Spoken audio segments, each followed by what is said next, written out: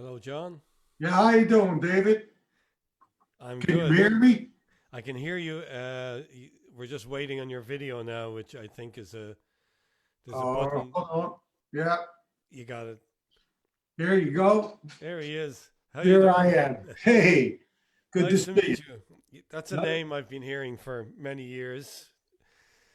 Um, it's impossible to be playing guitar, be connected with Pat Martino, and be in the Philly area and not hear your name mentioned. oh, So very nice to meet you same after here. this time. So where are you coming to us from? Are you out in the West Coast? Joe, I think said to me, are you in LA? Is it? Yes, I'm in LA. I've been in LA now since it's almost 40 years. I got here in like 83, 84. So I've been doing like film and TV stuff uh, ever since then. Okay. So, well, you've been out there 40 years. So, Yeah. you would have, Whoa. of course, time passed. You would have studied with Pat Martino. And oh, here we got Mick coming in as well. I've been trying to hold off the Dennis Oh, Sandoli Hey, questions until. Hello, Mick. hey, how are you doing? Good. Nice I'm to see David, you. and Hi, John. Johnny, what's up? hey, Mick, what's going on? Been too long. Yeah, hold on. You guys got light on you. I don't. Here it goes. I got a little light. Try to get a little. Yeah, it's well, There you you're go. you're out the west coast. You should be getting all the sunshine and Uh, That's all right. that stuff. yeah, That's I right. have the sunshine. Yes, definitely. So, just giving people an idea of the location. Mick, you're coming to us from Brooklyn, is it? That's correct. From That's where the you live. I beautiful used to live in Gowanus, Brooklyn. What part of Brooklyn? the Gowanus Canal, my studio is on, Oh, okay, right on nice. the canal, and you're in the beautiful toxic waste. Now I'm trying. Where is that in relation to, say, Carroll Gardens? I live in Carroll Gardens, which is a block away, so it's right on the edge. So Oh, Gowanus and Carroll Gardens are right next to each other. In fact, is that where you lived? I moved from Red Hook to Clinton Oh, Street. oh wow. I was Clinton Street right down near the end because all I remember was there was a church around the corner from us, and they said it was where um, uh, which gangster was it? Was Yeah, married or there's so many. baptized in it. One of Yeah, them. yeah. Well, I've been here for almost 20 years in Carroll Gardens. So, and our studio is like right, one street divides Carroll Gardens from Gowanus. So I'm right on that I edge almost here. went broke living there, ordering in. The food, the restaurants were just spectacular. Yeah, Uh, yeah.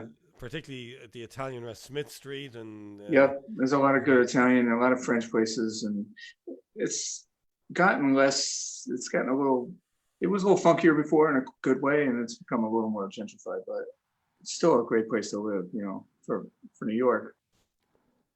so Are you Where in? you, Are you in Brooklyn, David? me, Yeah. no, I'm actually down closer to where Mick came from, and on the way towards where you came from. But I'm in the Jersey Shore, oh, Monmouth, Oceanport. So Monmouth Track, the racetrack is in our town. ah, Oh, So, wow. nice. so That's not too far from Trenton. That's right, right? no, so Trent and Yeah, I always end up going through, or either coming back from Philly or on the way to. sure. Especially when I used to be going to, I used to visit Pat about once a month a few years back. We Oh, were yeah. we were trying to coordinate a project. And we He's were not that working. well right now, I hear. So, He's not well right now, no. yeah. Um, but all you guys came through. There's a lineage here that I have people listening in from Ireland and the UK and places, and we would have when I was coming up. The first time I heard the name of the Sandoli brothers was when Pat Martino was studying with him. It's mentioned in one of the Guitar Player magazines, and then you go on to find out that I think the Brecker brothers go to John Coltrane, and both of you studied with Dennis Sandoli at one point. And I'm Yeah. curious, in the case of you, Johnny, did you go to Dennis before or after you had studied with Pat? Before. When I went to Dennis, I think Pat was living on Jane Street in New York. In you, okay, Yeah, I think. Yeah, yeah. Yeah, I think I went a couple times to dentist, different, once in high school and then a little after high school. Actually, my wife's father and Dennis were very close friends. As a matter of fact, my wife's father introduced Dennis to his first wife. Oh, Wow. okay. Yeah. And Mick, how old were you when you went to Dennis? Let's see. I think I was about 22, 21, maybe. And had you been Right? Is that? studying with somebody else before that, or Well, I had been gone to college. I mean, I had such a bizarre upbringing because I went to school at Trenton State College at the time. It's called the College of New Jersey now. yes, yeah, I know the place. For I actually began as an oboe major. Yes. So I played drums and oboe and piano my whole life, and then I switched to percussion there, and so I was still going to school. I guess I had graduated by then, 1981. No, I was still going to Trenton State when I started studying with Dennis, and that was 1979, I think. I went So to when him for did you four start playing years. piano? Then you didn't When mention I piano. was when I was five, I Okay, started playing piano when I was five first, and then right. I started playing drums when I was about 8, and oboe when I was about 9 or 10 or something. So, Well, I remember so Steve Wilson telling me he played. You know Steve, the alto player. Have you sure. worked with him? No, I don't. I never worked with him, but I know who he is. He, I think he played oboe in either high school or Yeah, college, and he turned to me and he said, "Don't write for it," because he could see my eyes going off for it. But he says, he said to me, "Did you ever hear of a second-rate oboe player?" And he goes, "See, there is no such thing." He said. that's right. That's right. In fact, anybody who plays the oboe has a good sense to get away, when they can. Which is what I do eventually. So. But look at Paul McCandless, though. That's a great example, though. So, I'll go in order. I'll go to you, Johnny, first on this. What could you tell us about, the approach that, say, Dennis Sandoli had when you were a friend of the family, so that you're going in to take a lesson with him. Mm. I've heard some people say you had to audition for him. Was that true? Yeah, well, he wouldn't take beginners. So you did have to play something.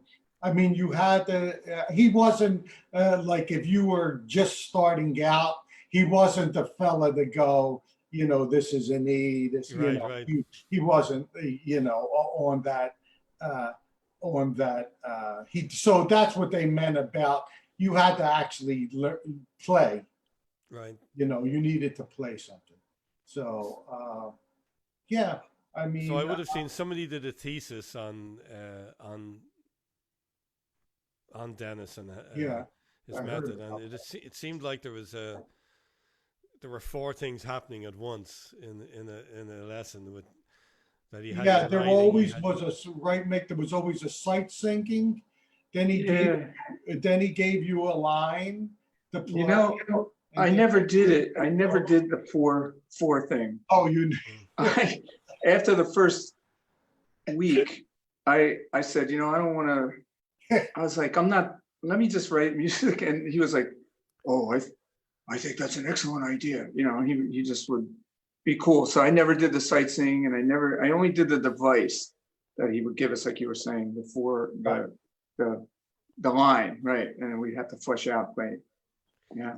I Yeah, remember the reading only thing, somewhere the where sorry, greatest thing about Dennis, I could say that the best quote I ever heard was my friend Joe Dorio said he took one lesson from Dennis, and he's been working on that lesson his whole life. That's true. He's still working on that lesson. It's true. It's true. This is unlike anything ever, Yeah, like some of the stuff I would see written down from him in the examples, and I like to try and make a logical connection, but it would, all of a sudden there's this thing. It's almost like Alban Berg, and there's Sure. very what they would call then avant-garde 20th century classical music, and then you hear you know, say somebody like Coltrane or Pat Martino, and trying to figure out, is this what he was working on with those guys? Was it the same with everybody, or? Yeah, well, his approach was the same. His method was, but the whole point was to stretch your ear for you not to take these notes literally and play them as if you were, you know, and a lot of jazz people only are finding motifs and then playing them at every key and then plugging them into tunes and stuff. But this was all meant to move you away from anything that you were thinking about and not to take it literally. And I've heard a lot of guitarists who kind of take the thing literally, and I don't think it works very well, you know. And but to let the abstract thing come in, I think that was the entire point. Would you say, Johnny?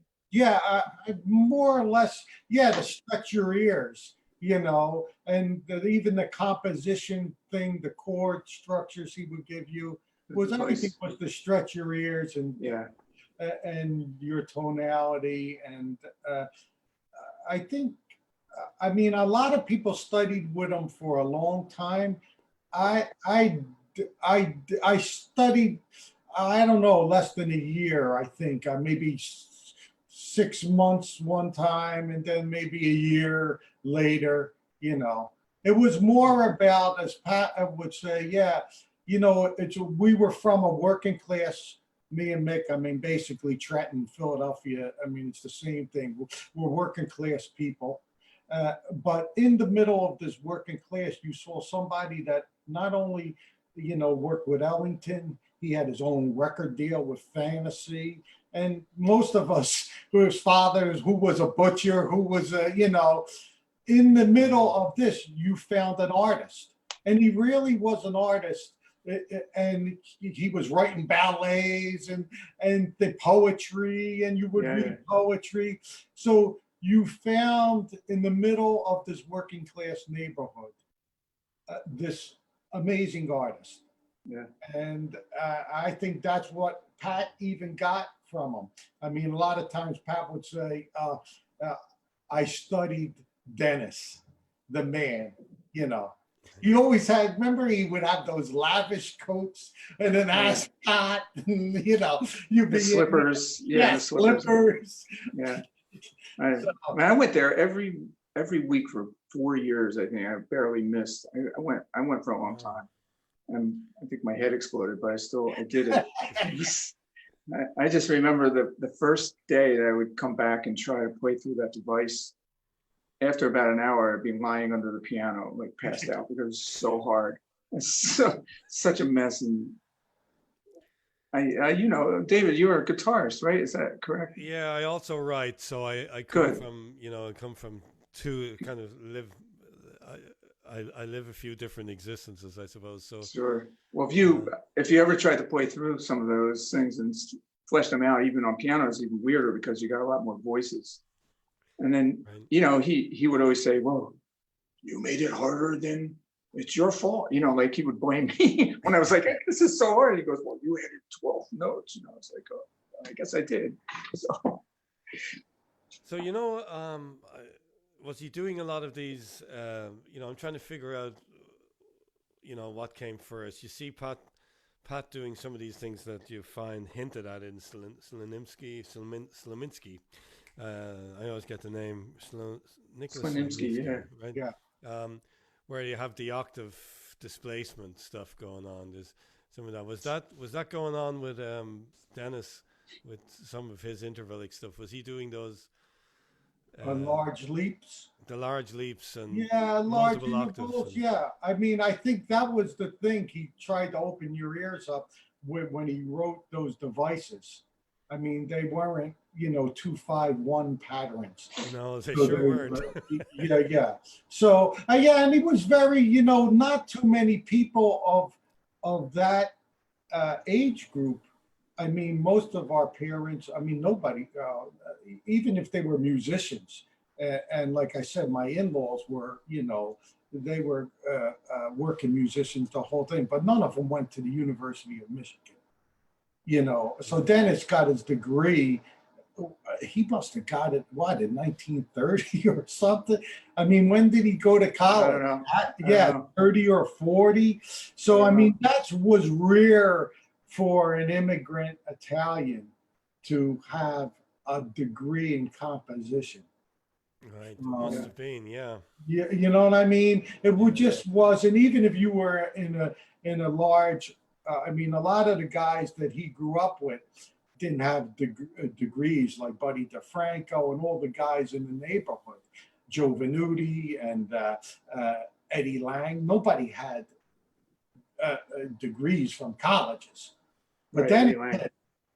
you know, So if you're studying all this stuff and then you go out on a gig and it's not your gig, you're the sideman, and you're working on all this really intricate stuff, and the guy goes, "Bye bye Blackbird," you know, how how were you impacted by that? Are you trying to, when you're a younger musician with that mindset, where are you trying to execute this stuff in a situation like that where you're playing standards, or had you already figured out that it wasn't to be taken literally, that it was to open your ears?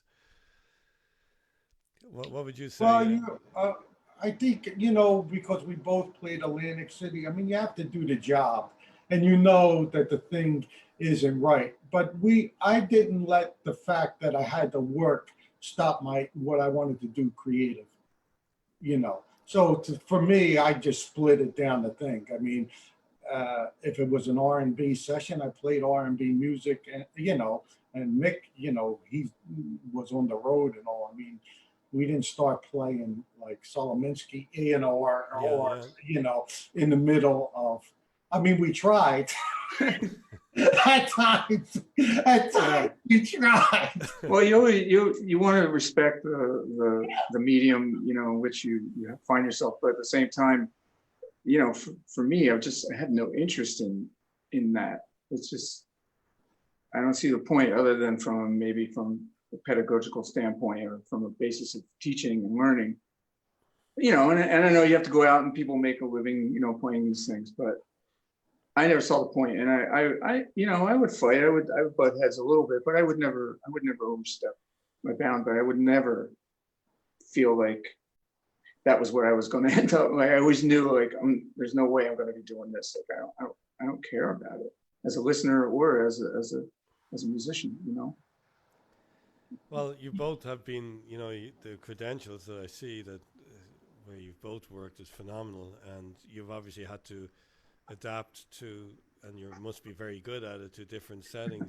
I just wonder, when you're working with that kind of intricate harmony, is it, for me, I like a break from all the extensions in the chords, and a certain instrument I love the sound of some of these ethnic instruments that are based off a mandolin, or coming from Ireland, they've adopted a bouzouki, put a flat back on it, and called it the Irish bouzouki. You guys are the best with that. I love that music so much. Yeah, Mick, yeah. So yeah, and just as a guitar player, the arch tops give a certain sound, and they seem to work great in the jazz keys and all that. The standard flat keys that guys will be playing in, but the open string keys don't sound the same as they would on a great old Martin. So sometimes I just like to hear very basic harmony. Yeah, and I hate to use the word basic because it's indigenous harmony almost.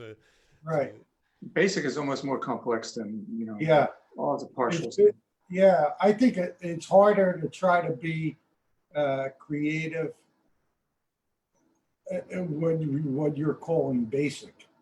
Yeah, it's I mean, Thomas Newman does it great. When I hear Thomas Newman, I go, oh, he makes the simple. Yeah, the way he does it, he goes, oh, it's so simple. Yeah. Beautiful.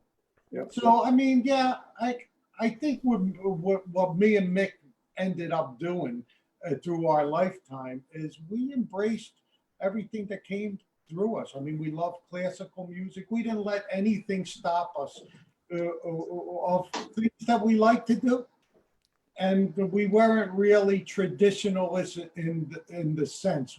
We didn't say, to ourselves. And maybe this is because of Dennis, because Dennis wasn't like that. He didn't say, I'm only a jazz player and I'm playing only, whatever, all the things you are, or whatever. He wasn't like that. When we went to him, he was writing a ballet. Then next lesson, I have a book of poetry I wrote last night. And then you would read that. So it was, and then he would pick up the guitar. Once in a while, he would pick up the guitar, not often, but then he would play it, and it was far from jazz. Oh, it was insane. In fact, it sounded like me playing. I probably could do what he was. It was like the Ornette Coleman of, Yeah, yeah. So he didn't play that much in the lesson then. never, almost never Never. for me. I mean, maybe with the guitar players he played more, but not with me. Yeah, very rarely did. So I that's bet where you Pat gets it from. Pat wouldn't have Pat a lot of the time would be the one with, well, he played for it, but he wouldn't have the student play at all. Oh, wow. Right. Yeah, I could say maybe he played 5 times in my entire time, or 4 Yeah, times. Or something. And it would be like 4 measures. So, Yeah, not even. yeah. Yeah. So I'm just gonna read out to the people. First of all, let's see who's listening in. There's there's a good friend of mine in Ireland, Dave White, great guitar player. The last time that he was here playing for a performance of Riverdance, we took Pat out to dinner, and I didn't set it up in advance. I called Pat, I think the day before, and said, "What are you doing tomorrow night?" And so me, Dave, Pat, and his wife Aya went to one of those great Philly restaurants, and John Donegan, a pianist from Ireland who lives in the UK, is saying hi to all of us. Mike Callahan, who's goes out to the jazz clubs. He's 80 years young, and I met him at great. Tommy Flanagan's gigs. Nice. He's listening in. Nice. Mike's living in New York, and Josephine Smith, John Mulhern, you guys I'm sure know. John. John. Wow. Holy. Hey, John. Hey, John. Wow, it's been too long, man. And John Cronin, George Stafford, Alan Doyle. Here's another name you might know because he's the one who connected me to you guys. Oh, Joe yeah. D'Onofrio. Oh, Joe. Yeah. Hey, Joe, yes. Thank you, Joe. Thanks, Joe. Yeah. And Barry Brady and Thorsten Goods, John Russell, Zoran Chetkovich, and Bob Meyer. And if I missed anybody, Scott McIntosh, I see. And Didier Indiot Speltenich. I'm sorry if I need help with the pronunciation, so my apologies if I didn't get that correct. I want to read out to the people that are listening in. It's really, you've kind of set it up beautifully actually by what you said about your different approaches to music coming out of the education that you have, because this is in both your cases such a wide range of different style people that you worked with. I'm going to pull out of what you sent me, Johnny, about Mick, for example. There's jumping out here, you've played in every major concert hall, in the world, really, and New York's MoMA, the Stone, the Knitting Factory when it was still there, Carnegie Hall, Sydney Opera House, faculty member at the New School, a long-time member, and I just this sentence that's coming now, a long-time member of the Philip Glass Ensemble, as well as pianist and percussionist in Paul Simon's band.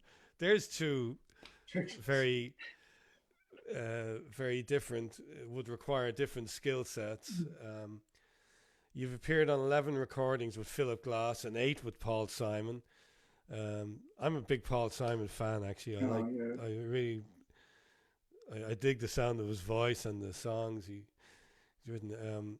You've conducted for Philip Glass, and including the Book of Longing with Leonard Cohen. You're gonna set the thing alight here now. There's a lot of Leonard Cohen fans. Great. Great guy. And Dracula with the Kronos Quartet. Mm-hmm. Worked with Dave Douglas, Renee Fleming, Eric Friedlander, Steve Reich, Carly Simon, Wadada Leo Smith, Sting, Fode Suso and Robert Wilson, and that phrase that saves, among others, because you can never get a comprehensive list when you've been at this a long time, right? Um, Yeah, yeah. I was we'll lucky talk to, about the be able to newest do this. recording in a minute of both of you, but I want Johnny. Then you're um, just looking at, like you just threw it out there a minute ago. Worked in TV, worked in films. Let's just talk about some of those right now. Mhm. Dirty Dancing, Entrapment, Wonder Boys, In Too Deep, and Hurricane. Hundreds of children's TV shows and commercials for Fox Family, Disney, Mattel, NBC, ABC, CBS, etc., while still keeping a recording career with 10 solo recordings. And by the way, the music you heard coming in, they were mostly, I didn't have, they were the ones you emailed me, Oh, Johnny. okay. So they Yeah, would have been all different projects that you were. yes.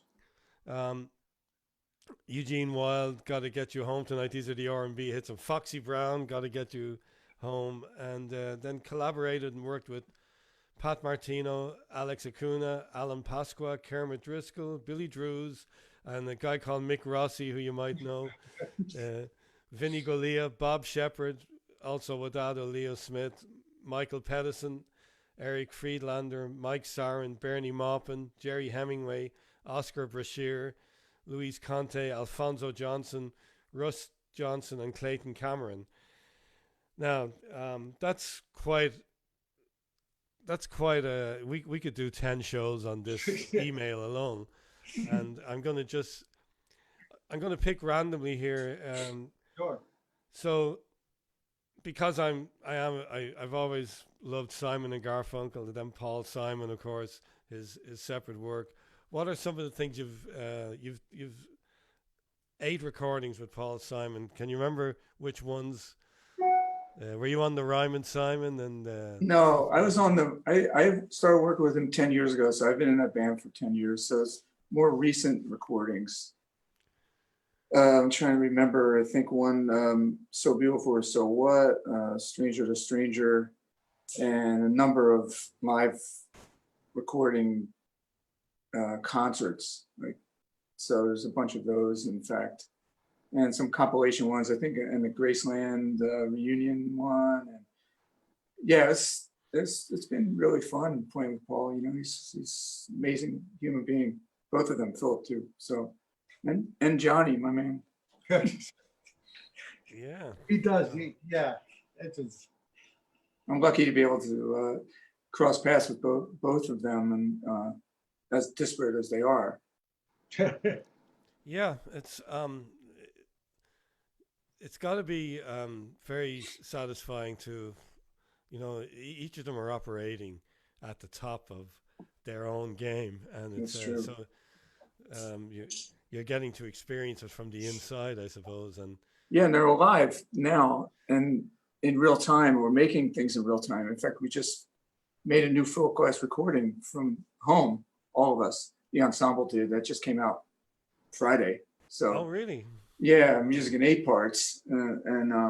Anyway, we're still, the point is that, like you said, we're making this music in real time with people who are living and they're writing music still, and we're contributing to their pieces and collaborating, which is what could be better, you know? There's one song that I'm only because I heard it during a sound check and it reminded me I hadn't heard it in years. Probably since it had first come out, it just hadn't. And it's that Paul Simon tune, an American tune that got the. It's not even accurate to say the Bach chorale, because Bach apparently lifted it from an old English hymn. Sure. What struck me as really interesting about it was he changes the rhythm of the pickup and it changes the whole song, and Sure. and made it enough that it felt familiar to me, but I didn't immediately connect it. That I felt it put his own stamp on it. Sure. I guess the original hymn was ba dee da da da and ba da da dee da. Just that lead up Yep. just changes the whole kind of thing. Did you ever talk about stuff like that with the guys in the band, that influences or? No, not so much. Well, maybe if you're out to dinner with him, he would get a little more open that way. But when it came to the other thing, he was really mostly all. He's interested in his own, like you said, putting his own stamp on it. And I always found it inspiring to see how adept he was at orchestration for someone who's not trained in that discipline. You know, he just he really knows what he doesn't want, Right.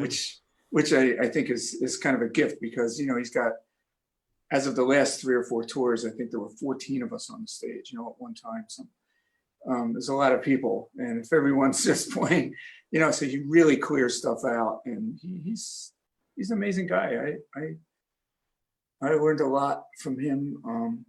Like you said, American Tune, and even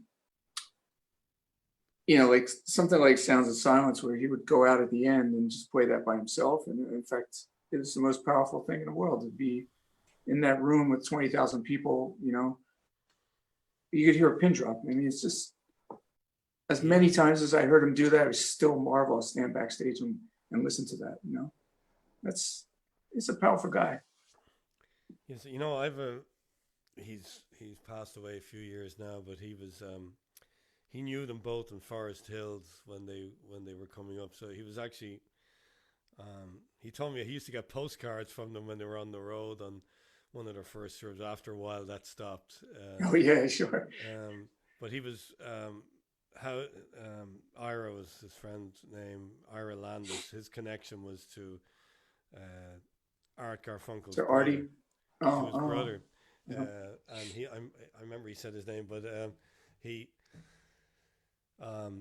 kind of gave me an insight into what's now very public, of course, why we probably won't see those two guys on stage again for a while. No. I even felt hurt by some of the things that I saw Artie say publicly. It's you know, and that you just wonder where something like that was coming from. You know, Paul is nothing like Artie. You know, and I. You know, I don't know Artie well, but anytime I've been in his presence, they're very different people. Yeah, and you know, they make such a beautiful sound. They make such a beautiful sound together. So you're getting a question here from Josephine Smith. Did you ever work with Lady Smith Black Mambazo? Yes, yeah, I did. I did Graceland reunion tour maybe 6-7 years ago, maybe 8 years ago, and yeah, that was great to see the original guys come back. In fact, a lot of the music that we've been playing with Paul, they ended up doing without us. We were peppered in a little as you know, additional players, but it's great to hear the music being messed up in a great way, because Paul's very exacting, and when we, you know, in his band, he likes stuff a little tighter, but with you know, the original guys, you know, notes are ringing, the guitars are out of tune, you know, it's just, even with Tex and everybody, it's just a big mess, and it's so great. You know? And Lady Smith, they're the nicest people in the world. They're the best. They were so great. And you know who else was on that tour was Hugh Masekela before he passed away, and another beautiful person. So yeah, so sorry, that was a long answer, but yes. No, that's we. You know, we're not. I don't have ear things with somebody saying we got to go to commercial or anything like this. She said saw them in Skibbereen last year.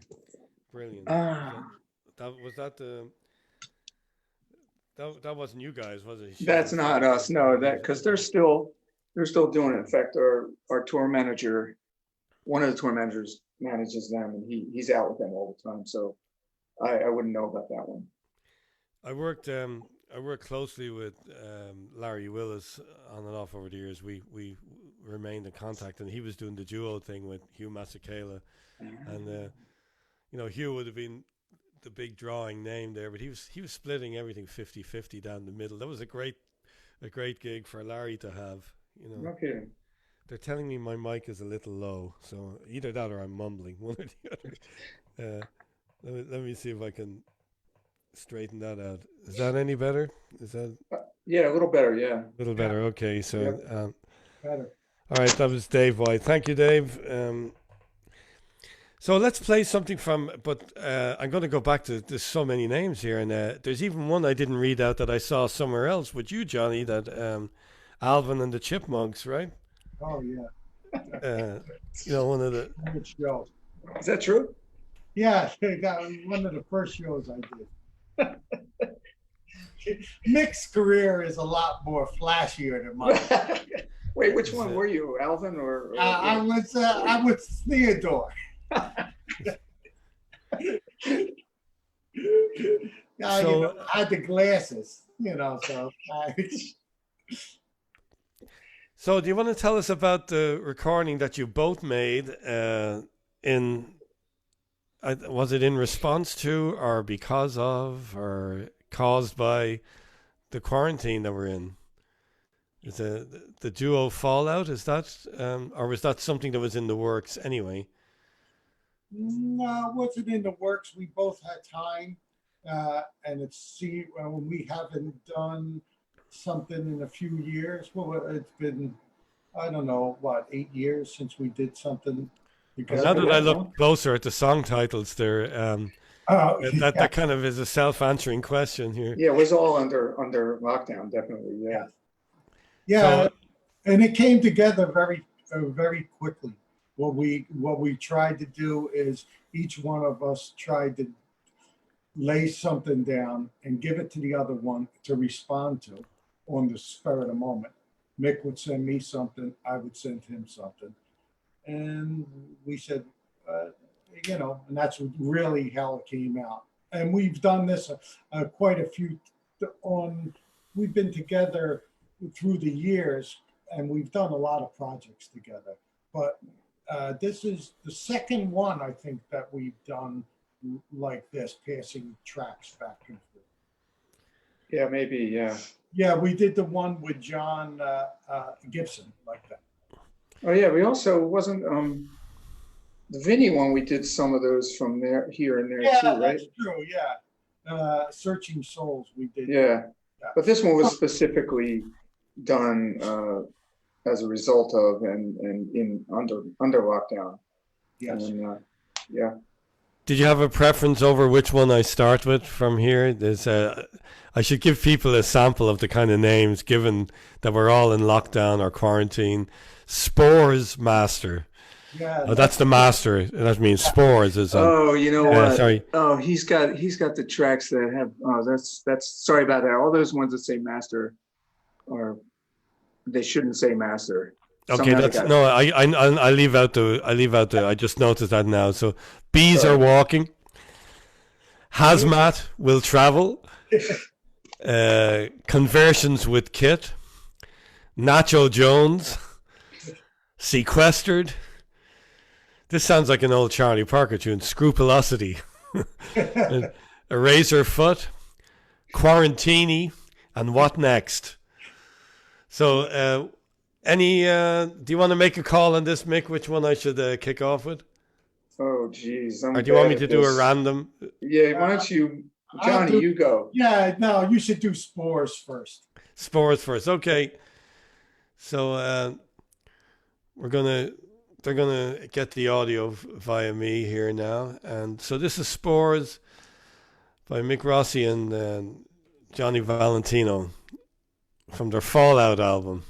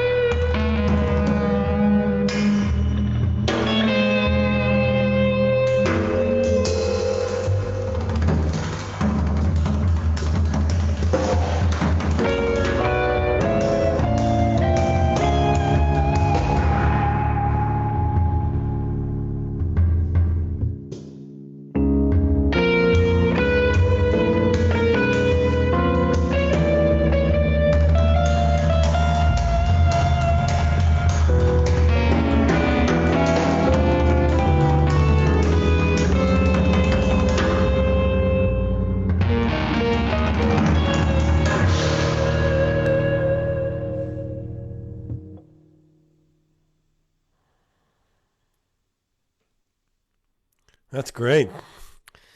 Thank you. Thanks. So, obviously, Mick, you playing all the percussion or drums and percussion as well as piano there, and um, just very, very interesting. I can hear the kind of that Philly guitar thing that now that when you get to become aware of. Yeah, I knew there'd be Dave White. I knew would be chiming in on this. He said, "Wonderful lads." Says Thank you.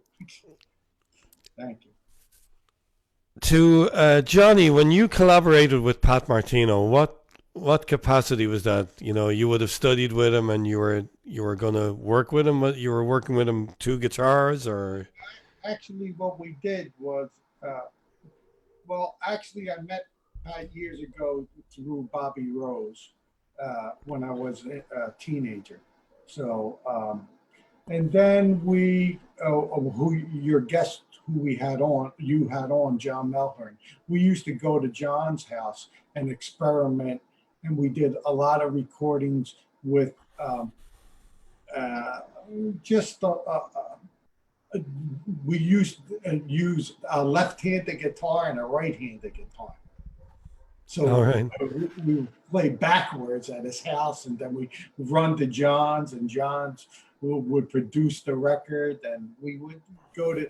That's what we would do, basically. Uh, we started out. There wasn't many lessons. I mean, there was a few in the beginning, but then it just became because we lived around the corner from each other, right. you know. So, uh,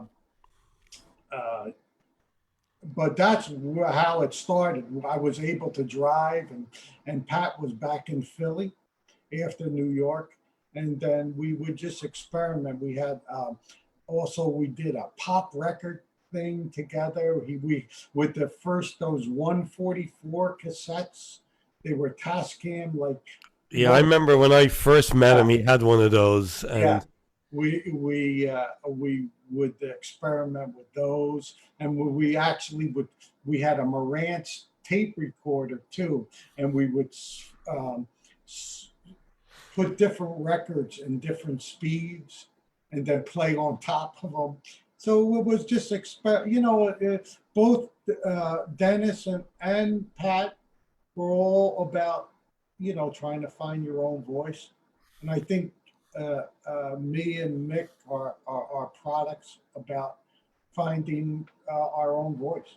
And were we you couldn't involved in negate that? everything that happened in our life. Mm. And, as you can see, we're into a lot of things, so we can't just Yeah. negate it and say, "Oh, music stopped after 1957." No, I don't think anyone can say that with any kind of conviction. It's a living thing. It hasn't even stopped for the pandemic. Right? You know what I Exactly. mean? People are like you guys here. People are making music, and all of a sudden, people are appreciating it. The non-musicians on a whole different level too. That we've talked about this a few times with different guests, where people over the years have been retreating into themselves, into technology and the speed of the way everything is going has taken people in a different direction. And now all of a sudden we see the healthcare workers, we see as I say, the janitors as well, or that people would walk by, and the amount of assumptions you make on somebody when you see the job they're doing, you think that, not saying you, but there are people that think that that's just who they are. They don't know what's behind that person. And now all of a sudden, the value of what we do, people are expressing gratitude, not necessarily financially all the time, because a lot of people under pressure now, but they're expressing heartfelt gratitude if you share some music with them, or now. So I'm sure that people feel the same about. There's a great energy to what we just played there with both of you guys. There's and that might be byproduct of all this, where we're receptive to hearing on a different level too, because we've gone as people from being the kind of people who would sit down and play one side of an album and only stop to change the side, to people who are listening to 30 seconds of music and moving on to the next thing. The attention span seems to have gotten away unless you're at a live performance. I'm curious about, say, somebody like Philip Glass's composition and the minimalistic of it, the ingenious way he does this, but how he's set up beautifully for people who just want to do sound bites. But then there's also those sound bites, you're only getting part of the story. What he does with those, how he develops it all through. Do you want to, as somebody who's conducted his music, and I presume this is alongside conducting other stuff, including stuff you've written yourself, what challenges were there for you to get a performance out of an orchestra or an ensemble with Philip's music, just given the stylistic approach that he has to composition? Oh, are you not? We can't hear you, actually. You need to.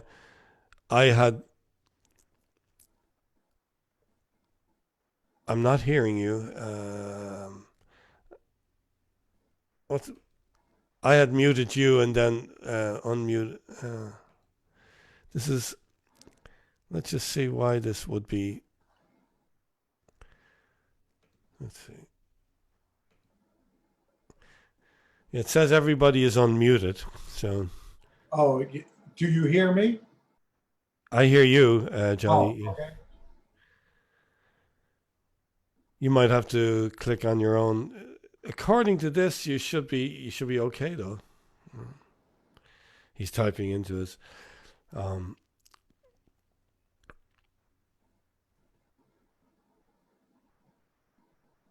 So what, you're going to use the phone?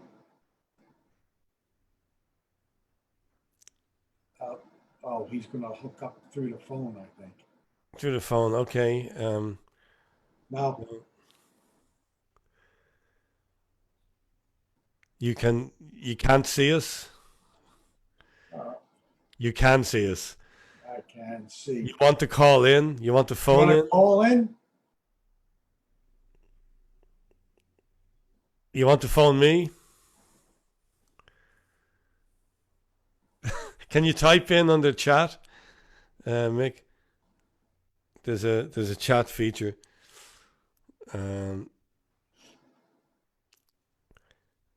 He didn't tell you. He worked with Charlie Chaplin in the silent days. So He's showing it now. Oh, he's saying he sent me a message on my phone. Somebody said, no, he didn't. No. They're all trying to guess the answer here. that's it. Now you have a game show. I can't unmute myself. Let me see.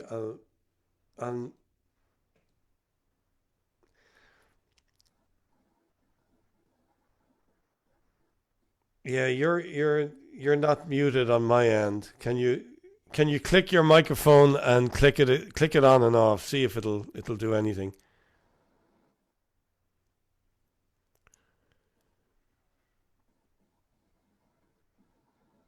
Or at the very, if we're stuck in a techno glitch, you could maybe. You can maybe rejoin, Mick. Yeah, log out and rejoin. Log out and rejoin. Yeah, that's what I would do. It seems something. Always better to turn off and turn back on. Yeah. So John Mulhern just said two of the best music. I should wait till Mick comes on for this. Actually, here he comes. Yeah. Are we back? There you go, Mick. Yeah, we're back. Oh, good. Okay. Yeah, you're back. Okay, Yeah. good. Yeah. Good. So John Mulhern is saying two of the best musicians on the planet, both Sandol students and Sandoli students, and they are correct. Just like me, Dennis stretched your ears to the max. He was a brilliant artist. Johnny used to come down in the early days and record in my basement with Pat. Tell Mick I think we should go out for a slice after the show. tell them Mick I'm and in. George used to play at the Last Resort in Atlantic City. Great days, great humans, and great musicians. Oh, it's Uh, great. Awesome. Thank you. And Thanks, John's John. a great friend of ours, a long And time. also a great musician. Yes, and all great writer, great songwriter and guitar player. so I had just attempted a question to you, Mick, before. Yeah, I heard the question. Yeah. Well, I would tell you that Philip's music is the hardest music I think I've ever played, almost. Right. Maybe except for the Russians. But the thing about working with ensembles with him and conducting is, in general, the conducting I did with him were ensembles that were used to playing his music. Like, actually, our ensemble plus it's a chamber group with Philip and Leonard Cohen, and then Kronos, of course, has been doing Dracula a long time, so they really know what to expect. So it's mainly those things were with film. Two of those were with film. Basically trying to stay with the film in sync, because you're really taking cues from the screen. But I did teach an ensemble class this semester at the new school, and I had 6 students, all very different instruments than the ensemble would play mostly, and they were amazing. They stepped up to playing this seminal piece called Music and Similar Motion from way back in the early days, which can kind of almost be played on any instrument and sort of unplayable at the same time because of the endurance involved. I had a kid playing horn, French horn, and this little Russian kid, and I just couldn't believe I was going to have to rewrite it for him and rearrange it, and he played every note of that thing and didn't stop. He just was amazing. So with some I'm just curious about some of like the intense repetition is going on. Is there, what role does I'm getting geeky here now, I suppose, but dovetailing play and making that seamless? Are you handing off from one to another? Or No. We're all holding on for dear life. It depends on the piece, but some of them are 4 or 5 hours long. When we get the cue to go on, we go on, and hopefully we're in the proper place. But there are times, because of the hypnotic nature of it, where you can really lose one, you don't know where you are, in which case you got to kind of chill out for a second and then jump in. But as far as the keyboards, myself and Michael Reisman, we really can't stop. So even if we're wrong, they're going to have to go with us. right. But I did the Ikoniscazzi with the New York Philharmonic and choir, and I found over the years, most of these orchestras don't really like Philip's music because a lot of it is kind of, as you would think, it's endurance heavy and repetitious. And so they're a little crabby over there, but we got some good. That record came out a few years ago, actually. It's really kind of amazing. But actually, that's a kind of a tough spot to be in when you know the artistry of what he's done. You get up and you have, I mentioned here one time that when I was conducting, it was a concert of Nelson Riddle's music. There was obviously different instrumentation from song to song because they've been culled from different albums. And one of the, I can't say which instrument even because they'll figure it out in Ireland. One of the woodwind players came up to me and said, "If I'm only on 2 more tunes, if you could do those next, I can be on the golf course by 1 o'clock." That sounds about right. And I made the mistake of agreeing to it, thinking he asked very nicely. He was. Now there's 2 French horn players behind me who are only on 4 more tunes, and now the whole game plan of how I'm going to rehearse, I go Yeah. So the attitude sometimes of seasoned orchestral players to, somebody who's deserving of a level of respect, and it goes back in history. I think Sir Thomas Beecham had some issue with who's the British composer, contemporary of his, and he would Benjamin Ralph Vaughan Williams. It was Vaughan Williams' Oh, music. He didn't like Vaughan Williams' music, and apparently one time he was still beating time, and the music had finished, and somebody said, "It's finished, Maestro," and he goes, "Oh, so it has." You know, I mean, just a certain level of it's cruel almost to the point. So, Yeah. have you ever had to fight? Kind of like Bernstein did to get them to pay attention to Mahler in that famous video. Did you ever have to go and say, No. "Come on, guys, there's meaning behind this"? Or No, I'll tell you why. In my cases, and because I'm a player as well, and like you, I guess, I don't beat up orchestras or anybody Right. who's playing with me. I wouldn't even say under me. You know, right? I Yeah, know yeah. what it's like to be on the other side of that with a conductor who's just being, you know, has an attitude problem and is really forcing the music. So that's the last thing you want to do is to give an orchestra an attitude, because they're gonna play it way worse for you. So if you loosen up, you know, I've always had good experience, you know, with people. Well, I in have that to way. say, over here, I find, probably because people are doing a whole lot of different kinds of work just in the course of what they do, I found nothing but full-on cooperation and wanting. Yeah, it's always been a satisfying experience, on this side of the pond for me. Sorry, I Yes. better shut up before I say more than I should. But worked with, particularly string players, some great string players here who are. So why don't we have a listen to another piece from Fallout before I fall out with the incriminating myself here. Um, so we could go in order here and just say bees are walking or hazmat will travel. That name grabs me. Can I do that one? Yeah, Sure. go ahead. So it literally is spelt as you would imagine, HAZMAT. Hazmat will travel. This time I won't do the muting. I leave it to you guys to mute yourselves and unmute yourselves. So, um,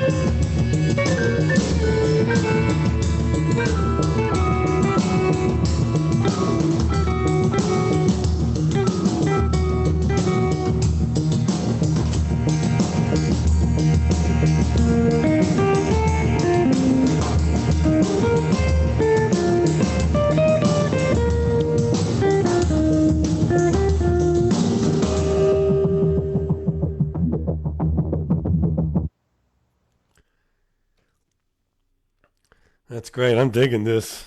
A lot of fun. Are you back on again? It won't let you. So I guess you have to do the same thing again. We'll have to have him not to unmute himself then. So Mick will be back with us in a minute. Johnny, while I notice I've seen some vid. There you go. I don't know how Sorry. it's working. Yeah. I have to keep leaving the meeting, sorry. So you know what we'll do is just don't worry about it. Just when I share the screen, just Sure. leave it as it is. Somebody typed in, John Daly said, "Love the almost Simpsons quote near the end." I don't know if that was intentional or just coincidental, but so were you hearing that? What do you say? So by the way, David, a lot of stuff that sounds like guitar is not guitar on these things as well. There's some sample stuff going on. Well, no, I'm actually playing an old JV 1080. All that stuff at the beginning, all that fuzz stuff, that's synth. That's actually not Johnny. And there's a lot of fuzz guitar stuff that's actually harmonium with a rat pedal on it. So the only guitar on that track was Johnny's acoustic, right, Johnny? No, Johnny's gone. Oh, shit. We've lost Johnny, so oh, hold on a second. Can I unmute it? I'll see if I can. You should be okay now, Johnny. I don't know how that happened. So we don't mute, I guess, when we go to play a track. Just leave. I guess not. Can you hear me? Yeah, we can hear you now. Yeah. Oh, great. Well, now I just got to get back to the, well, I'm glad you can hear me at least. Yeah. And we can see you, of course. Yeah. Oh, you can? Yeah, we Yeah. can see. Yeah, we can. Oh, we can- okay. Then that's good. We're all Don't do good. anything. Don't do anything tricky back there, right? No, I'm not going to do anything. But people who are interested in recording will have been very interested in what you just said, Mick, and that the only guitar that was actually really a guitar on that track was the acoustic, and the harmonium played through a rat pedal. You know, there's a lot of people who are interested in recording will love hearing about the different ways you're getting the sounds here. Anything you wanted to add to that mix, Johnny, before I ask you something else here? Not really. I mean, it depends, who started the piece. That's what ends up happening. Like sometimes I'm doing the synths, other time it depends who initiated the tune. Those first two tunes were initiated by Mick. So Okay. we basically did 5 tunes apiece. So I saw some videos of you playing with, kind of in a more straight ahead jazz setting with Michael Pedersen. Right. How many years ago would that have been? The last time? Michael, well, me and Mick did, we were talking about this. I think me and Mick did it. Mick goes back a lot further, but I think we did one of Michael's records together in maybe 2006. That was the first record I did with him. And I did about 3 or 4 of them way back in the 80s, actually. Did I find, was there a video done, the guy goes around, he did the video, George Mesterhazy and John Thornton, I think his name. Did he do one on you, John? Of you playing down and Yeah, probably. There are some videos of me playing with Mike down some. I think that might have been, yeah. In San Francisco and in Los Angeles and maybe one down the shore too. I think there was that's the one I might have seen. There was at the South Jersey Jazz. Yes, I think. So okay, I wasn't imagining because the days roll into one for me now, and I'm doing this. But I'll see if I can dig that one out for even just a few clips in a little bit. Is there any video of you, Mick, playing with some of the people that are listed here in your. Um, There you can, probably is. I think there probably is. There's a lot of actually live concerts that are in full have been like. I think there's one from Austin City Limits with Paul, which is really cool. I actually have a clip. I could see if I could. you can actually type it into the chat, and I can get it Oh, from maybe, there. yeah, there's something from Madison Square Garden. I could, it's like a 1 minute thing or something, if you want to see that. Let me see if I can find the URL for it.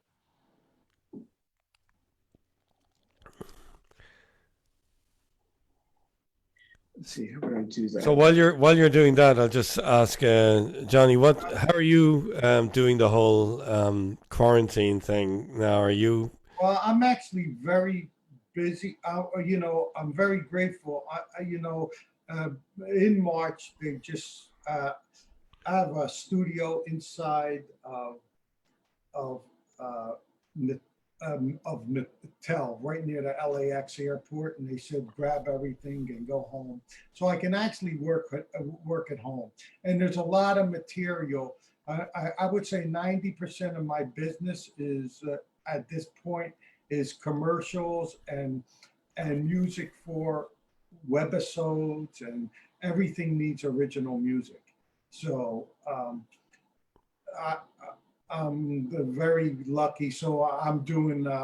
I just worked on 2 DC Comics animations for Fisher Price, a vlogger show for Mattel. So everything from Toy Story commercials for Disney. So it's a lot of things. recording and stuff? Yeah.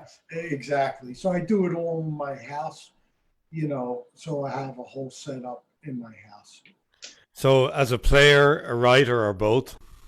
It's a, Yeah, I mean, basically, I think the job has evolved into just like all of us. I mean, the kids today, even though we didn't have computers going to college.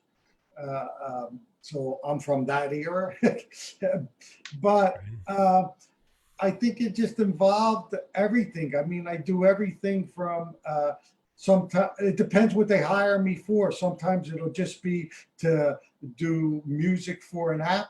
Sometimes it'll be music and effects. Sometimes it'll be music, effects, dialogue, and a mix.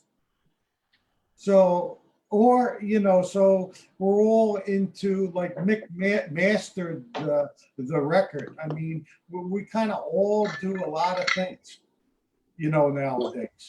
I mean, this isn't like the 1950s. We just don't play trombone for. No, you're wearing a lot of hats, that's for sure, both of you. So I have the link that you sent me here. Yeah, will that work, do you think? I'm not sure. It will, yeah. It's a I'm Dropbox link. Yeah, I can even play it from within Dropbox. So I'll just see if I can get it to full screen. If not, it's still pretty big. So let's take a look at that. So this is from Madison Square Garden with Paul Simon. Was it on his tour, or was it? Yeah, this was pretty recent. And what this is it's a cadenza at the end of one of his pieces called "The Cool Cool River." I don't know if you know that. It's a great tune of his. So then I just get to take this thing out at the end. Okay, so is there any of him leading up to it, or is it just the cadenza here? I don't think so. I think the cadenza got started and somebody filmed it, and Gotcha. right after it started, it began. So just to warn everyone in advance, get used to again to seeing lots of people together in a room listening to music. It's almost a forgotten concept, right? Um,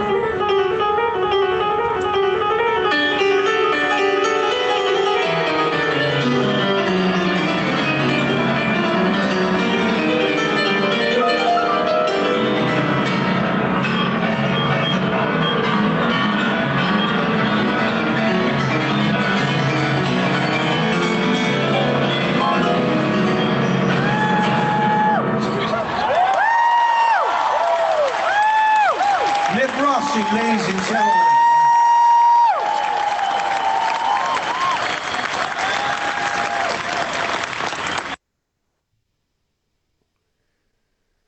Nice. Oh, thanks. I think that was from the garden, or that may have been. Yeah, I think that was from the garden concert. Yeah. John Mulhern has asked me to. I'm just mentioning this in case you have a link to it quicker than I would find it. But said David, Mick's Bridge Over Troubled Waters piano intro live is amazing. Is there a video that you know of that he's talking about? Oh, geez. No, I don't know. I know. Was he talking about the DNC? We did we did the Democratic National Convention. Was that it? Is that the one? So people are saying, looking at Mick's recordings, I saw he recorded Nosferatu with the Rowan Orchestra. Oh yeah. Was that for film? And did he play Mhm. Dublin with Paul Simon and the Sting tour in 2015? Yes to both of those things. Right. Yes, I've been to Dublin a lot with Paul and with Sting and with Philip too. And Nosferatu, yeah, that was a piece that I wrote for the film that Dean Whitten did, the late Dean Whitten, and the ensemble, and myself and Andy Laster, a soloist, clarinet piano solo. So I'll have a search for that. I'll see if I can find it under. John hasn't typed back yet, so see if I can locate it. And meanwhile, with Johnnie, well, I'm just looking at some of the Wonder Boys, and I remember stuff like that. And what projects were you working on with Alex Acuna? Isn't he a percussionist? Yeah, is he a percussionist? Yeah, he was the percussionist. Me and Mick, we did a great album with my wife called Eternal Now. And that's the first time we worked with Alex. And Alex played drums and percussion on that record. And it was a great experience we had with him. He's great to work with. And me and Mick were blown away. Yes, blown that was away. a long time ago. That was a long time ago. It was like, I think it was 98, right? Something It was like that. 20 years ago, probably. Yeah. Yeah. More. Anyway, he entertained us. He would play drums, and then he would go in and play percussion. Yeah, And he would drop stuff, and it would be in time, like perfectly. He'd drop by accident and would hit other things. It'd be like, man, it's like, guy's a master. Yeah.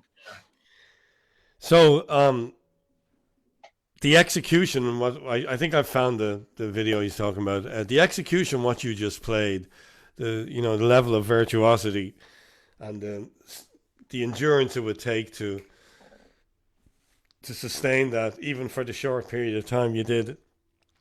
Is that coming out of having worked with Philip so long that you can? It's very hard for me. There's an honest intensity there to that. There's it's not there's nothing flashy about that or anything like that. That's the way I'm reading it. Just that there, but to execute something like that, it's almost like maybe this is a bad analogy, but the guy who's going to win the 100-meter sprint is the guy who gets the best start. He's coordinated right from the beginning. If you're physically off on that whole thing, it's all gone, right? That's true. Well, there's that old joke about two guys are being chased by a bear. You only have to be faster than the other guy, right? Right. It's almost kind of like what Philip's music is like, kind of. So, I've been playing with Philip for 20 years now, and my chops have definitely improved. And something like that with Paul, it's like going on vacation with Paul, because the music is not simplistic, but it's so much easier to go in and do that, and to do a thing like that at the end, I'm used to doing 4-hour concerts with Philip, the most intense technical stuff. So that's absolutely nothing. And the ugliness of it is kind of part of the concept, So, if you're not available for something, is Philip kind of, just thinking about people who understand his music and play it with it. Is he in a situation where he's going, "Oh man, can you get out of what you're doing?" Or you know, this comes up Uh, with anyone who's working with different people. That what do you do when they all want you at the same time? And who it's are you been going to pretty let good. down? Well, it's been, I will tell you this, lately I've been going with Paul because it's actually been harder to sub out Paul because there's no music and Right. nothing is written down, and his things are very, very specific mostly. You know, I get a lot of room, but with Phil, the music is written, and except for certain projects where I'm improvising, but in general, there have been people who've played this music in the past that I can call on. So I've been lucky to be able to get some of the great other people. There's a couple other pianists that have done it over the years, and every now and then I can get them. So it's not been too bad. I've been pretty lucky. They've been missing each other mostly in general. Well, Paul's got the private jet, so I have to go with him when things happen. I'm like, sorry, Phil. Well, that's I just learned another reason to like him. Then, if he has the band on the private jet with him, He that's does. because I won't name names because some of the guys are still working with these people, but there's the private jet, but the band are not on it, and That happens a lot. The crew's not on it, but the band is. We're very lucky to be able to, because at this point, I don't want to travel. I want to travel right. And it's kind of like taking a taxi with him. We just like get on and get off. It's pretty weird, but it's the only way to what travel. are the longest flights that you guys are doing on the private jet? Uh, Not that long. I'd say 4 hours, maybe 3 or 4 hours. They're usually so, about an hour. if you were going to Dublin with him, was that? I'm just going. Is that a No, Dublin would be commercial, but it's always like first class. So then we pick up the charter there. right? So- Okay, so because I was kind of wondering what the having not done the private jet thing myself, is there catering on it? Are they, oh is man, the you whole thing? kidding? I get out off the concert. I walk onto the plane. Somebody hands me a martini. There's like food. I'm tripping over food. I mean, it's just like you think it is. It's pretty intense. I mean, one tour we had these insane stewardesses like from Bulgaria that it was like, well, I can't even be on this plane because they were so beautiful. And, it's things can get pretty wacky. Even though Paul's up there in age, it's still kind of rock and roll, like the thing. So Right. it's fun. Now, I don't did know if he announce that he was stopping touring? Did he? Was that? yeah. And There was a farewell tour, except last year we went on another tour. I guess it's the penultimate. I don't know. We were supposed to go out in September this year, and that got canceled along with you all know my what other I'm hoping tours. kind of happened is that sometimes when they announce that there's such an out, it's not. I know it's not a gimmick because Eric Clapton was having trouble with his hands and all that, Yeah, and all of a sudden the problem that he was having seemed to go away. fix itself, and guys like that don't need a gimmick to pack. They announce they're No, on tour, they've got people going, but I think there's a different kind of people realize they're about to call it a day, and there's an outpouring of love for them that yeah. uh, you can almost sense that they don't want No, them they to don't. stop. Yeah. Even Well, that. the Glenn Campbell, you saw that thing where he was, the Alzheimer's was worsening, and even still, the one thing he could still do for a lot of the time was What? play the music. He might try and play the same song twice in a row, but which Right. he did a couple of times, I believe. Tried to, and but even his humor got him. I saw the clip where his daughter says, "Dad, we just did that one," and the survivor within an old performer, he turns around and goes, that's the worst thing about doing it perfect. They expect it that way all the time. It's great. It's great. Yeah. So, No. Last 2 years ago was the farewell tour, and then last year we did a short tour again. But he said he doesn't want to tour at that level, that the arena level, that big rock thing. But we were supposed to go to Asia this September, to Australia, New Zealand, Korea, Japan, and that went away. So we'll see what happens. I don't know. Well, you know what was interesting is for a guy who, so he obviously doesn't, he wanted to stop the big tours, but he wasn't stopping singing because he was singing to from his home. He was putting these solo videos out, Yeah, and I think it meant a lot to people that he did that.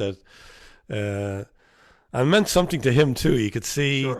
there was an emotion behind that. Yeah, yeah. I think he and Edie, they're together a lot. I think he likes to escape and get out, every now and then. But now he's stuck at home, I guess. But he's in Hawaii, I think, so that can't hurt. Right.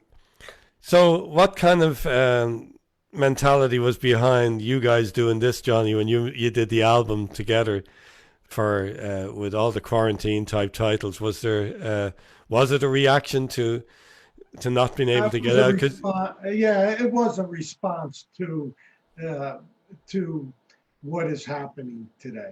It just seemed it seemed too perfect not to do it, right, and the way we did it, and uh, the names we came up with.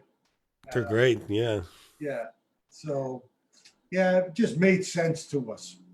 because I know Well, it's not coming you rarely get a chance to do one thing at a time, which is what I found. Like it was just practical because we were working on this one thing Yeah, because we're usually doing 20 other projects, right? We're right. running out of the country or something. So it was like, wow, we can just sit here and do Yeah. this. It was amazing. And it really came together very fast. I mean, within like 2 weeks, the album was done. We're Yeah. just passing things back and forth.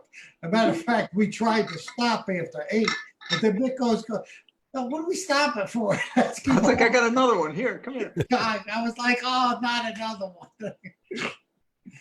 I was thinking about a volume 2 actually recently. Like yesterday, I was thinking we should do volume 2. Oh, yeah. trying to think what the title would be for something like Fallout and Fall in, maybe. I Fall guess. In. Yeah. All in.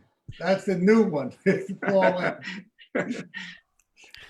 So, what do you think of the situation where is it Dr. Fauci suddenly comes along and he goes, "Look, I know people can't stay in all the time. You're going to go to the beach. It's not practical to expect people to wear a mask at the beach."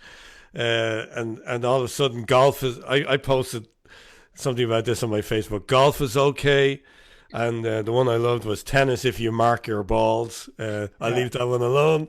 But I've a kid who plays soccer, and he can't go in a field and kick a ball back and forth to a friend of his.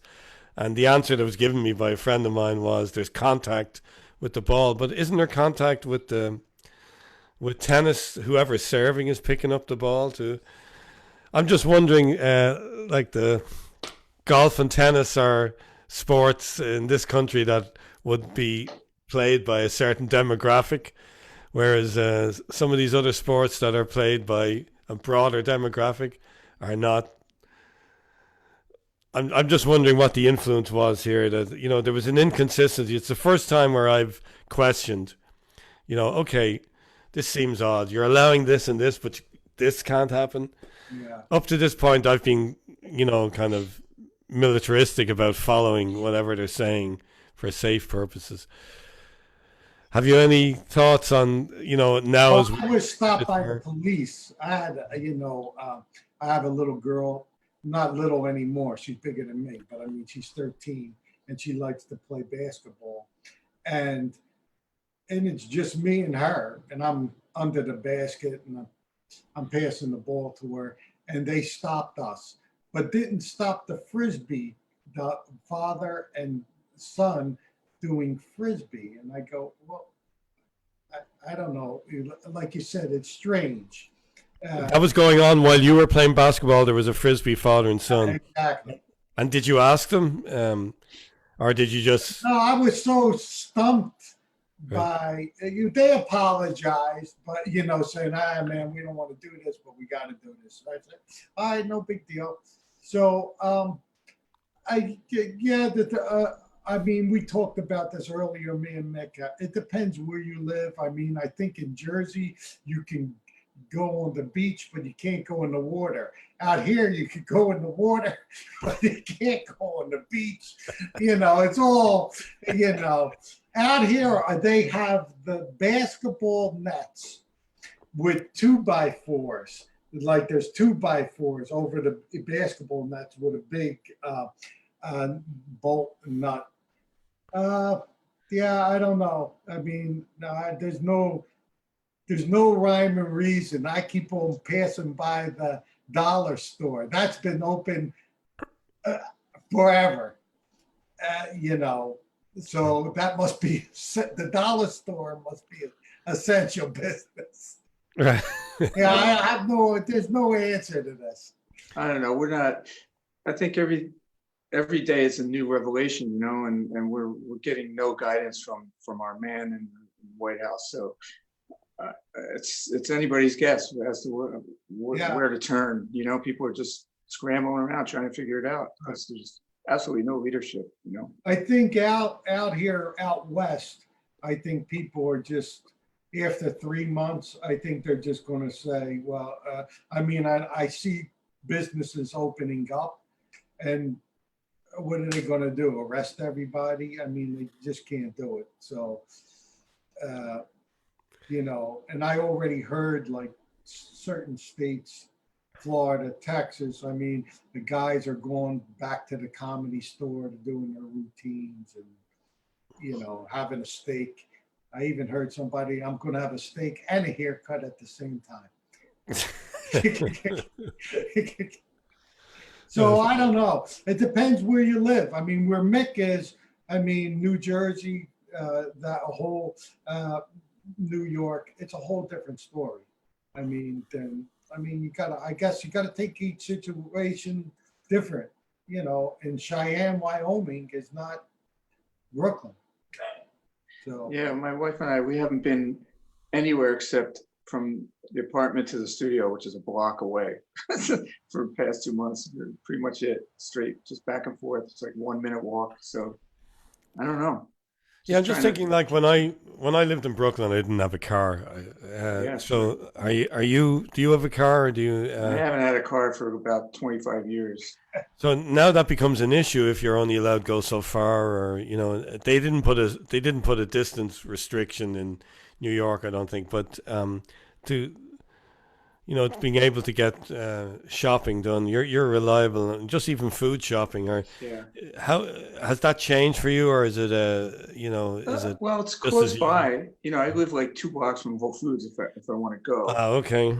Yeah. But we have finally been getting some delivery done because it's been really impossible to get because it's just mobbed. Right. Can't even get a slot. But so we've been doing it that way. But in my case, and my wife is an artist, we haven't changed too much other than the fact that I'm not leaving the country. Right. Our life is pretty much almost exactly like it always is. I come to the studio every day and work on projects, mixing records for people, producing records, doing those kind of things from remote, which is fine. Also remote teaching and, working on a project with Johnnie, stuff like that is what I always do anyway, or practicing. Right. And for some of us, playing video games. Sorry, what? Yeah, no, I was going to say, for some of us as composers, this is the ideal situation. We don't have to see somebody, we don't have to talk to anybody. We don't do that anyway. I don't talk to anybody, I don't see anybody, so it's great. Nothing's different. Yeah, so it's a perfect situation for us. Yes. Yes, nothing weird. Yeah, we don't want to see anybody or talk to anybody. I'm so sorry for blowing the groove here, guys. No, it's good. It broke me out of my quarantine here. It's really great. Yeah, but it is a little. I even talked to Pat about this today. It is strange not being able to have the opportunity to exchange with people. You never thought about that. We're not ones that go to parties, Right. but to think that you couldn't, everybody's like, oh my God, So Well, I mean, what kind of a party is going to inspire somebody like Mick if there's a party like he described happening on the plane yeah, coming from a gig or to a gig? This, uh, that's a pretty high standard to catch up on. Yeah, that's true. well, Yeah. he lives the high life. Mick. Well, you those know, days, I think they're better. over, actually. We'll see. Well, rather than call them over, how about we have a look at? I think this might be. John said it was a PBS. He thinks it was a PBS, but special. But I found the DNC, and if that's one where you play the intro to "Bridge Over Troubled Water," the Yeah, DN. I think I did. I will tell you this. I believe I never heard this, but that was such a mess, that gig, that when we got up there to play, there were no monitors and Paul couldn't hear a note anybody was playing. So I believe that Paul really sounded kind of terrible from what I've heard. I never listen because I never like to hear anything I do usually. So I never heard it. So if he sounds bad, that's why, because he couldn't hear a note I was playing. So it looks like he's standing. Well, he wouldn't have been playing a guitar in this, right? That's. I don't believe he doesn't play guitar in this at all. Yeah. So okay, let's see if just out of respect for somebody that you care for and work for, if he's sounding bad because of bad equipment, should we just, you want to give me the signal to cut it after the intro, because it's not fair to do that to an artist, right? Sure. I don't even know what John's talking about, but that's nice of him to want to hear it. So we'll let's see.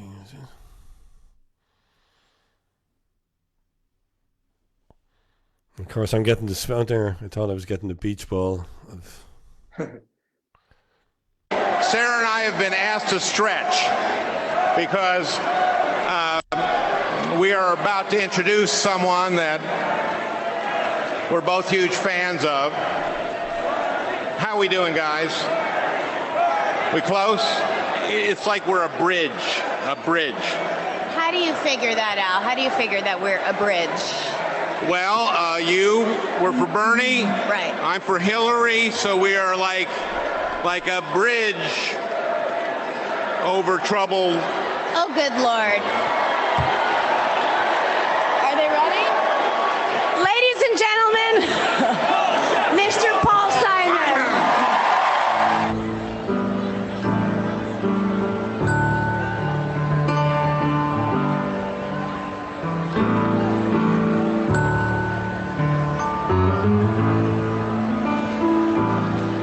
When you're weary, you're feeling strong, when tears are in your eyes, I will drive along. I'm on your side. Times get rough and friends just can't be. This is the one you were talking about, Mick, is it? Like a bridge. Sounds okay, right? Over troubled water, I will lay me down like a bridge over troubled water. I will lay me down.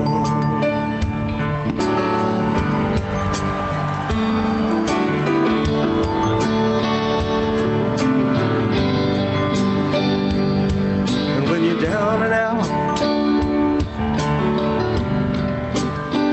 when you're on the street, yes, when evening falls so hard, I'll comfort you. I'll comfort you. I'll take your part. When darkness comes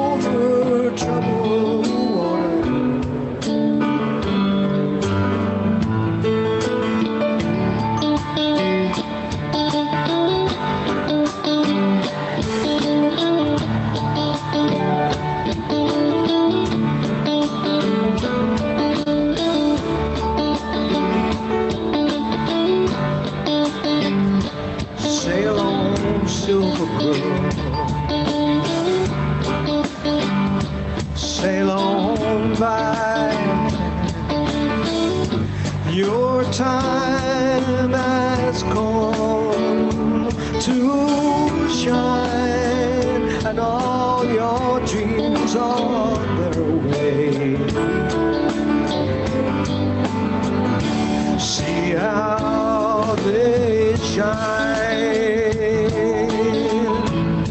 And if you need a friend, I'm sailing right behind like a bridge over troubled water.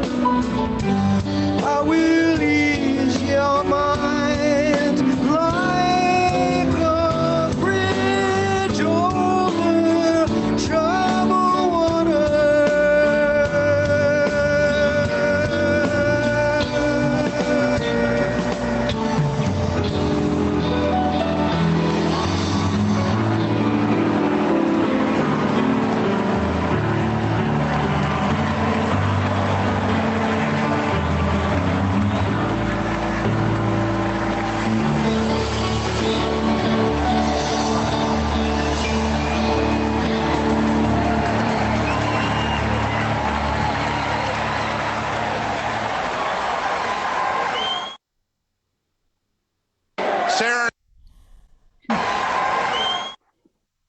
Sarah and I have Can't been stop asked to to sing. stretch because Thank you.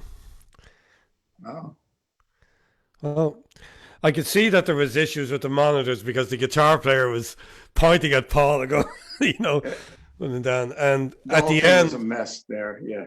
yeah, I think he got more comfortable. It sounded like he maybe was hearing it a bit better at one point, midway through or near the end. But still, great to see you doing that. And it's, we've all been in that situation, right? Where if you don't have your own sound guy or something goes wrong with the Yeah. with the And equipment. most of all, we tried to, we tried politically. It didn't work out that way, but No, But- my ex-wife was invited to somehow or other to the victory party for Hillary Clinton, and at Javits Center, and I remember texting and saying, "Are you seeing what I'm seeing?" right. So- I just got done playing Royal Albert Hall in London, Paul. One of two nights, so that was pretty crazy. We were over there. But I will tell you, seeing Al Franken, there's another mess right there. And he comes a lot. He's good friends with Paul. He comes to concerts and I see him. And after all that mess went down, we'd see each other and we'd just shake our heads. I'd be like, man, I can't believe this happened to him, Well, there's an interesting thing that whole he was completely. Bill Maher did a whole segment on this. Actually, I don't know if you saw that interview he did with Megyn Kelly, where Yes, I you did wouldn't see that. expect the two of them to be so much in agreement, but Yes. it was actually a great interview. Mhm. And he cited Al as being the case of that what happened to coming out and apologizing, or I screwed up, and and a sincere apology even, and if necessary, and then move on. But it's straight away they're just gone. Their Yeah, whole. Well, that's talk for another show, I suppose. There's I don't put any boundaries on what we talk Good. about. Okay, good. John Daly saying Paul did great here with proper fold back, a true pro, sounding great. That's Mick. right. Everyone's enjoying it. Yeah. I want to. There's so much. Like I really. I kind of like just picking here and there. That's great that you.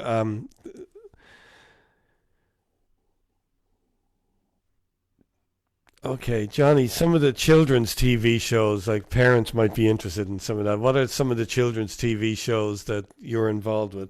I mentioned, I guess, Alvin and the Chipmunks earlier, but Yeah, they were, I did a lot for the Fox Family Channel, which is now the Disney Channel. Uh, so a lot of shows, and I still work occasionally on playing shows for composer Ken Burgermaster, which is we've Oh, that done a name. lot of like Witches of Waverly. We did Hannah Montana.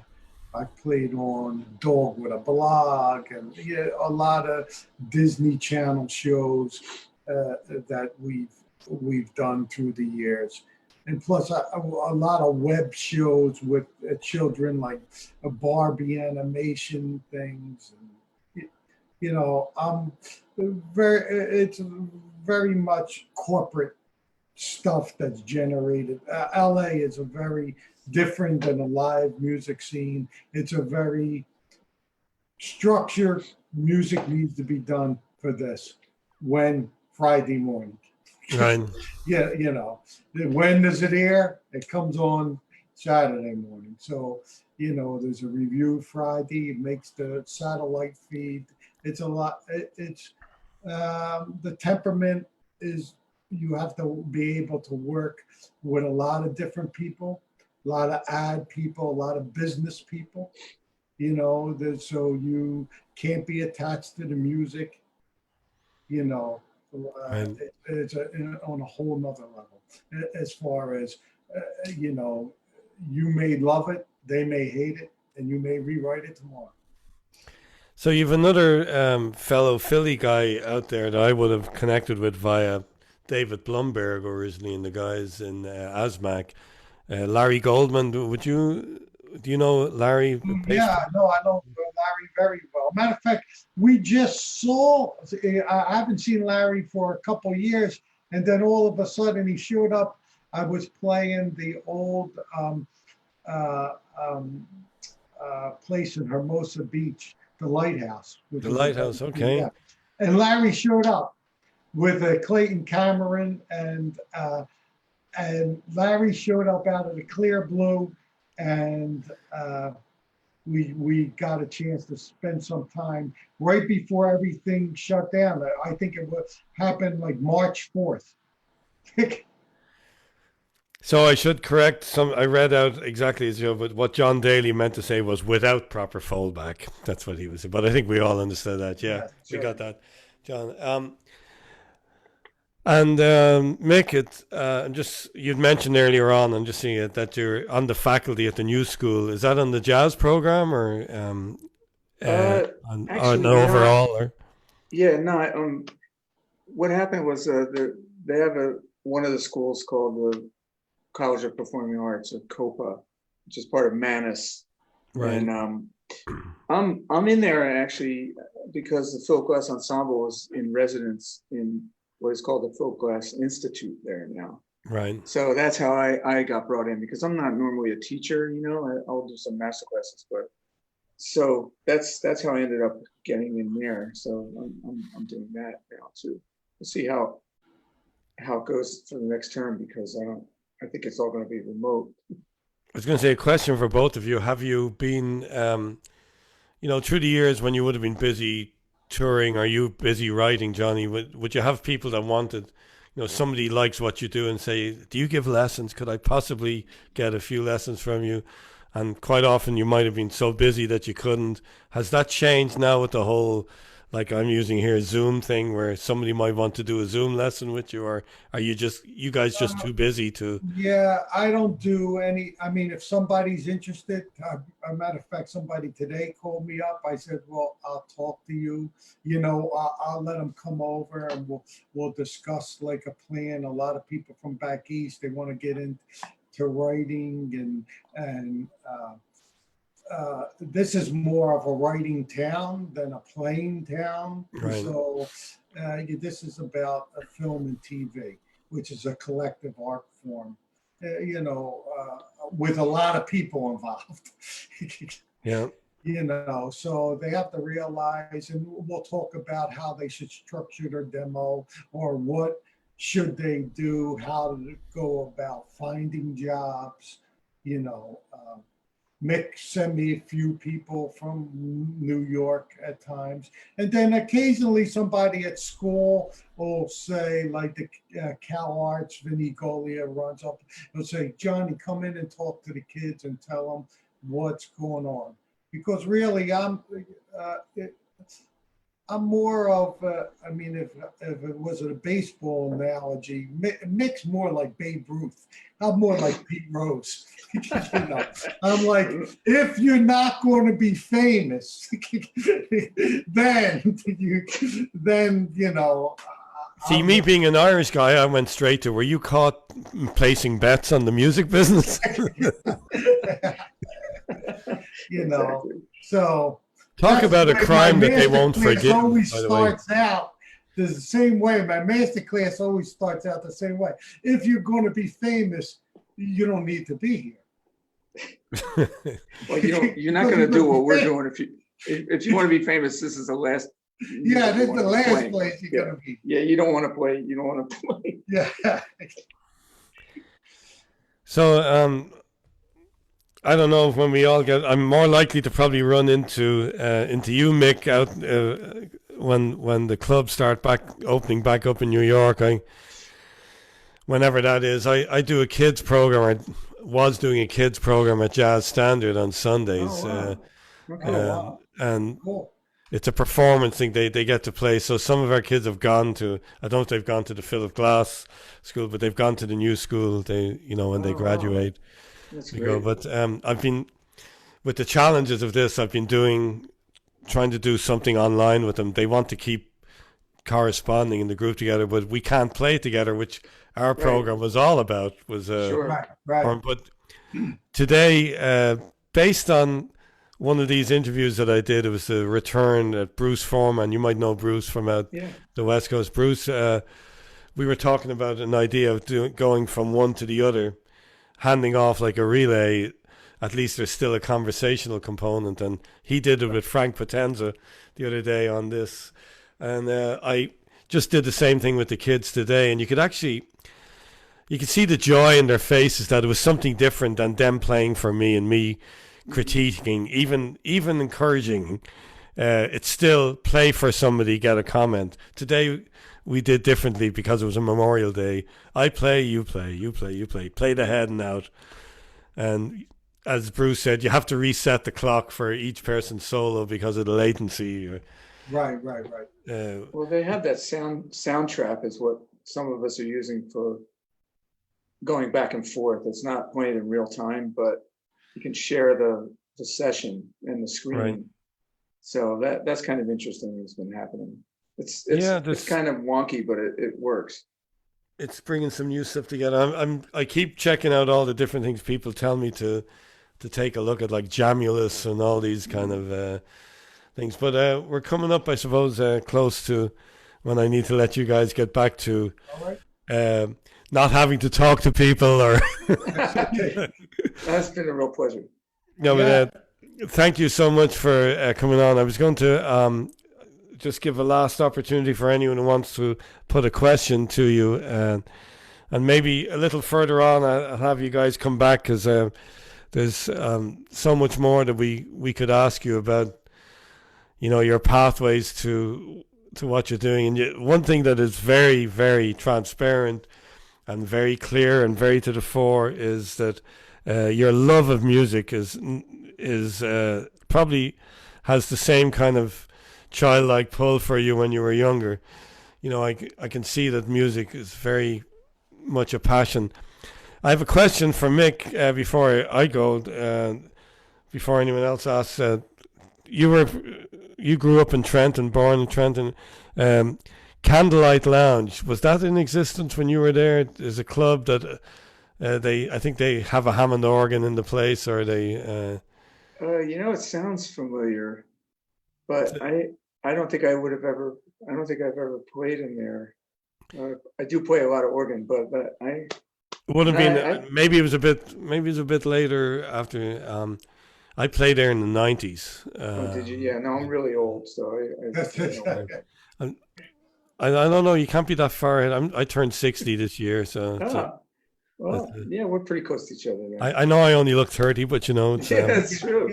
I haven't been able to explain how, but It's all with that, that- drinking. It's all that drinking, I All hope. that drinking. do you know what? I've probably lost my Irish citizenship because I don't drink alcohol. Oh, there you go. Well, I got a black belt now from this quarantine. It's really it's going very well over here. It's really fun doing one of these with people in different time zones because, if I'm doing, if I do it at 4 o'clock and you're out west, right? So you're 3 hours behind. Yes. I've say someone like the drummer Stephen Kyo, friend of mine in Valencia, Spain, Oh, wow. It's like midnight for him, right? and he's pouring away while somebody else is just having their breakfast or their lunch. But okay, what'll I pick to play out for the? What do you think? What do we do? Because the real duet is Conversations with Kit. Conversation Yeah, with Kit. or Nacho Jones. Yeah, either one. You Okay, pick. we might be able to. I might let both of them run. People can buy this, yeah? Can they purchase this online Yes. anywhere? It's on Yeah. iTunes. If actually my label now that this is on is called Robot Love Records. There's a link there. They'll send you to where you can get it. So, Robot Love Records. That's the name it, of the yeah. label, and Yes. But if you put Fallout in iTunes, it'll come up. yeah. So the record is called Fallout, and we could, with the Pete Rhodes reference, we can maybe take a bet on what's the possibility of the follow-up being called Fall In, given that in here. But anyway, it's just to say a proper goodbye. It's been a real pleasure for me to meet both of you and to hear your musical paths. And coming from Ireland and being, Pat Martino was my hero when I was younger. You start to, with vinyl, you're looking and magazine articles would have been the other source in guitar player, and seeing the Sandoli brothers, like Dennis's brother, finding out, and so we were always really hungry for information. And so Philadelphia, we were very aware, had its own scene, and certainly a place I've had some great times in, when the restaurants are great there, and there's just a really, really nice feeling about the place. And I had good times in Trenton too. It's Jeez.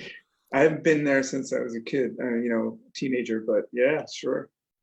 So you don't have that thing that we Irish have, where we get the pull to go back to the homeland and see. So you're not being pulled to go to Trenton. And I'm telling you, I like Ireland way better than Trenton. I like Dublin way better. But Trenton's cool. It's got a lot of soul and a lot of great musicians there over the years, and some of my great teachers too. My dad was also a musician, so it's great. Well, thanks to Mick Rossi and to Johnnie Valentino for making this a real fun day and throwing a light on a lot of the different styles of music that they play and their pathway to that. So thank you. Thank really you kind. very much. Thank you for having us. Really. Thanks Appreciate for it. having us. Thanks, Joe, for hooking it all up. Yeah, Joe D'Onofrio. Thank you, Joe D'Onofrio. Yes, Joe. Thank you, guys. All right. All right. I'll see you.